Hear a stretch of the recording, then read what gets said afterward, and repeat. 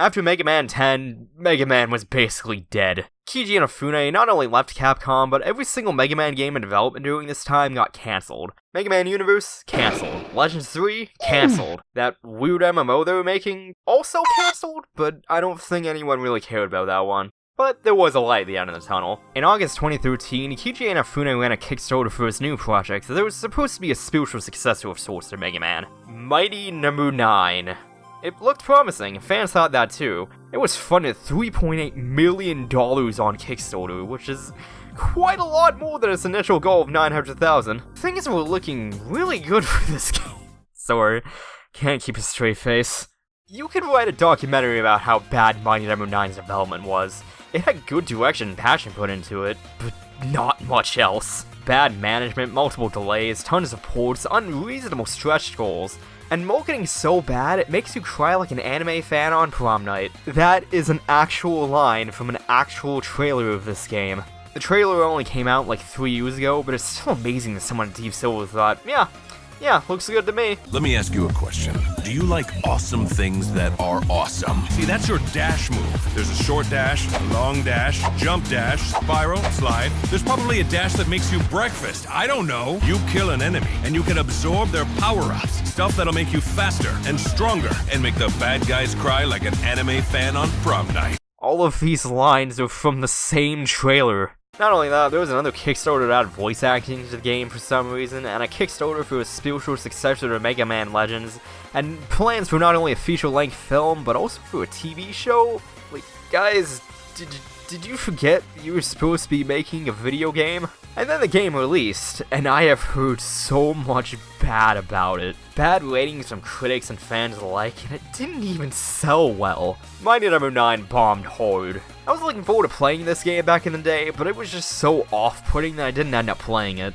Until now, of course. I've actually wanted to review this one for a while. I'd like to look at good games on this channel, but I don't know, there's just something enticing about reviewing a game that I know is bad. Although I'm not going in with entirely zero expectations. I played the game at a friend's house around the time it released, and I honestly enjoyed the 2 levels I played. But it was on Wii U, so the frame rate was inconsistent and the load times were annoyingly long. But I'm playing the PS4 version, so hopefully that won't be a problem this time. Emphasis on hopefully. Well, as someone who already knows that Mighty No. 9 is terrible going in, let's just see how bad it is.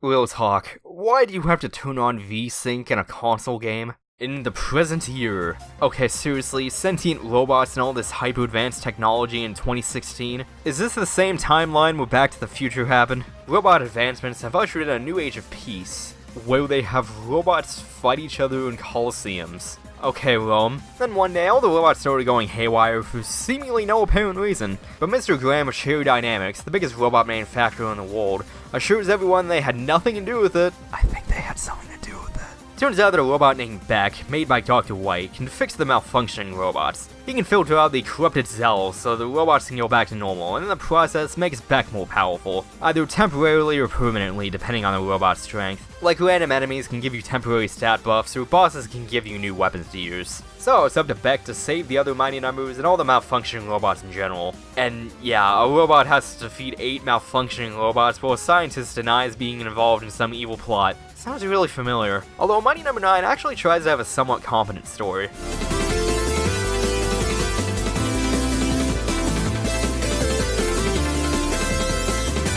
After fixing most of the mighty numbers, Dr. White finds the code of a robot he made in the past named Trinity in the robots. The structure is clever, concise, it's brilliant. There's no doubt it's my code. No programmer talks like that. This game is unrealistic. Anyway, Trinity could copy the abilities of other robots to evolve and grow stronger. Mr. Graham keeps telling everyone that Dr. Blackwell is behind this mess, but Dr. White is unconvinced. So while Beck and the repaired Mighty Numbers fix Sheridan's robot factory, Cole and Dr. Santa go into a maximum security prison to talk to Dr. Blackwell. Yeah, send a support bot and timid guy. Sounds like a great plan. Oh yeah, I haven't talked about these guys yet. Cole is Beck's support. She gives advice, recon, that sort of thing.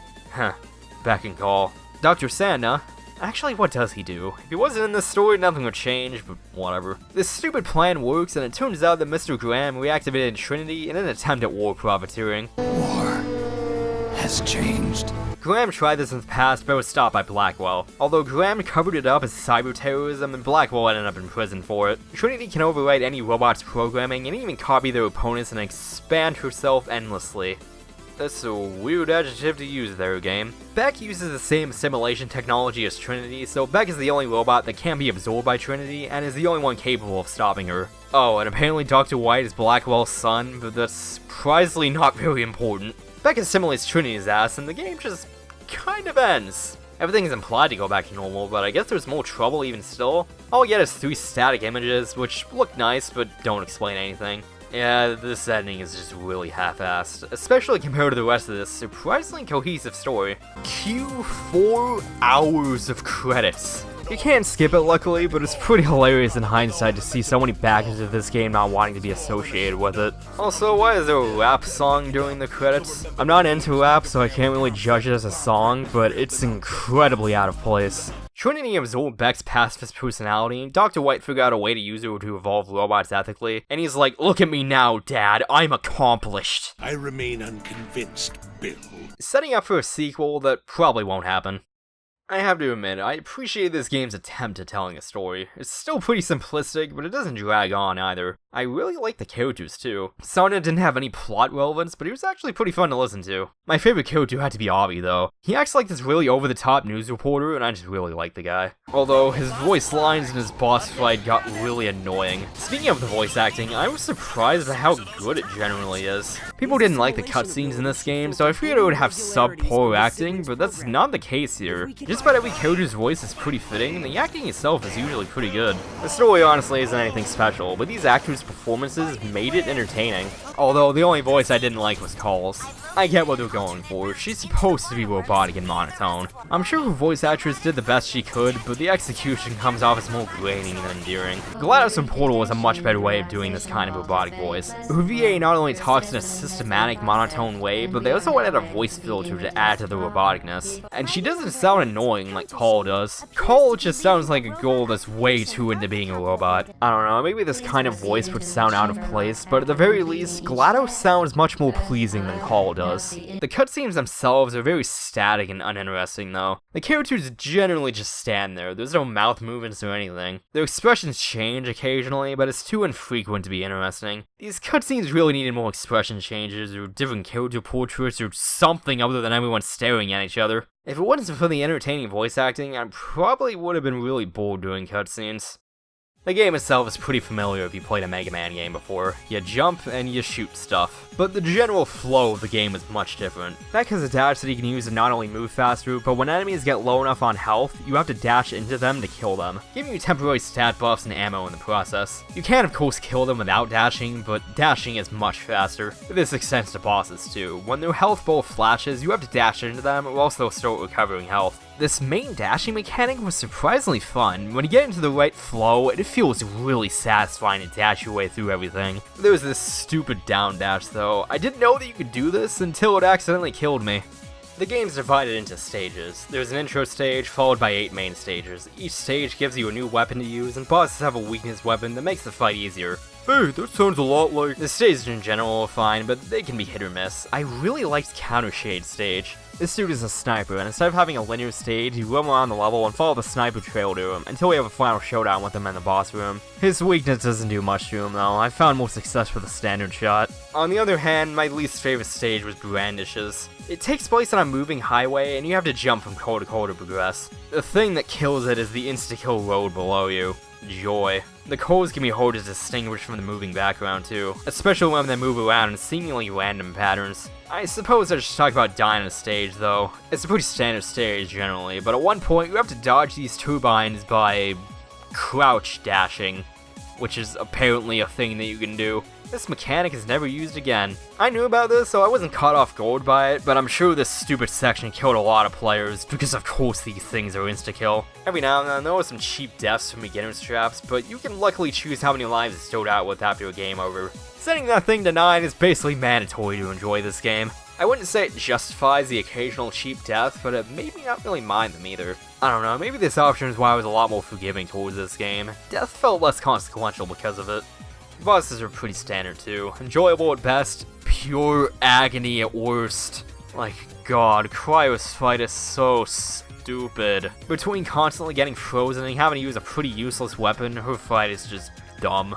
But when you beat bosses, they don't die. They go back to how they were before their malfunction. If you go to the stage the weapon is good against, they'll give you more advice and even destroy some obstacles for you. Even in the endgame stages, they were still on your side helping you out. They have a lot of personality and prevalence, which I really liked. It made the Mighty Numbers not just feel like random enemies you have to fight, they felt like actual characters in this world. Although the weapons they give you are hit and miss as well. There was only 3 that I consistently used. Brandish, Cryo, and Battalion. Brandish's weapon is a sword slash that's infinite use. There's this small window of invincibility on it as well, so you can use it to slash through everything when you're good at it. Battalion's weapon is a missile that can detonate well, which makes it great at dispatching groups of enemies. Cryo's weapon is just godly. It shoots out a little ice ball that can freeze and slow enemies, but this thing does so much damage that it outclasses the regular Buster at close range. Avi's weapon is occasionally useful. When you hold it down, he can jump higher and fall slower. The actual attack, though, I have no idea what's going on with this thing. It just does whatever it wants.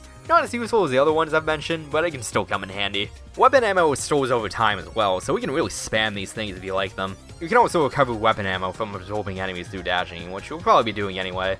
The only issue with the weapons is actually selecting them. You can cycle through them with L1 or L1 with my controls, and then select with triangle. Pressing triangle without selecting turns you back to normal or your last used weapon. It sounds okay, but there's no way to switch weapons while paused. It was fine in Mega Man, I don't know why they changed it like this. Although you can have 3 hotkeys for weapons, so it's not that bad, especially since there's only 3 weapons worth a damn anyway. I wish the game told you about the hotkeys though. I didn't find out about them until looking up final boss strategies.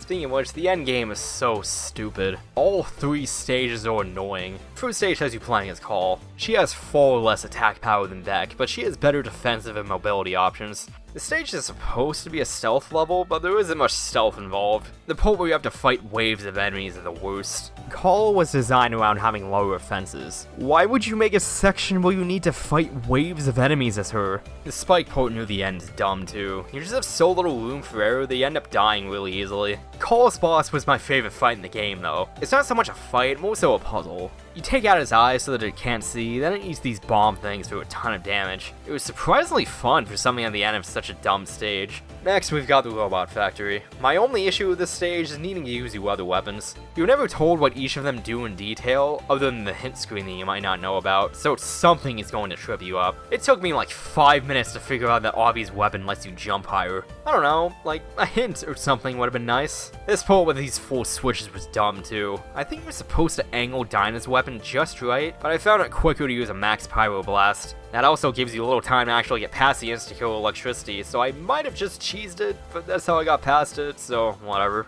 The final stage is fine once you get used to it, but the final boss is such a pain without any healing items. You can have a max of 2 health restores, but if you die, yes, if you die, you lose all of them. The point of these things is let you make mistakes, but you can't do that when you lose them whenever you die. Mega Man 2 got rid of all you E-tanks after a game over, which was stupid, but it wasn't this stupid. Otherwise, the final boss would have been fine if they just let you keep your healing items.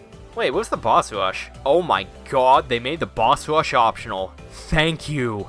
Yeah, I still hate these things. There is a DLC stage, but it's mainly a few fights with Edgelord, Adlib, Moaning, and Pain Magoo. I mean Ray.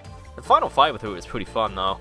Despite some very glaring flaws, I was surprised at how much I enjoyed Mighty No. 9. Don't get me wrong, this isn't some hidden gem or anything, but calling Mighty No. 9 a bad game feels kinda silly. Not liking it is totally fine, but this is far from an objectively bad game. There's definitely way worse games out there. I'm not trying to change anyone's minds though, this is just what I thought about it. Mighty No. 9 may not hold a candle to Mega Man, but it's still a good game in its own right. There was clearly passion put into this, and the developers really tried to make a good game, even if the end product has some glaring flaws that keep it from being something great. If this game got a true sequel with a smoother development process, Mighty No. 9 could be something really great in the same vein as Mega Man, while not being exactly the same. Although, in its current state, it's an enjoyable but flawed game and nothing more. Mighty No. 9 got a pseudo-sequel with Mighty Gunvolt Burst, which from what I hear is basically what Mighty No. 9 should have been. Might give that a look in the future, but for now, I've got a Mega Man marathon to finish. Even if you thought this game was a poor excuse for a piece of virtual entertainment, it wasn't all bad. It showed that there was still a very clear interest in Mega Man, and without that, I don't think Mega Man 11 would even exist. At least not in the way that it actually ended up. This has been Flame Guy, and next time, I'm finally looking at the newest Mega Man game. Take care, and I'll see you all next mission.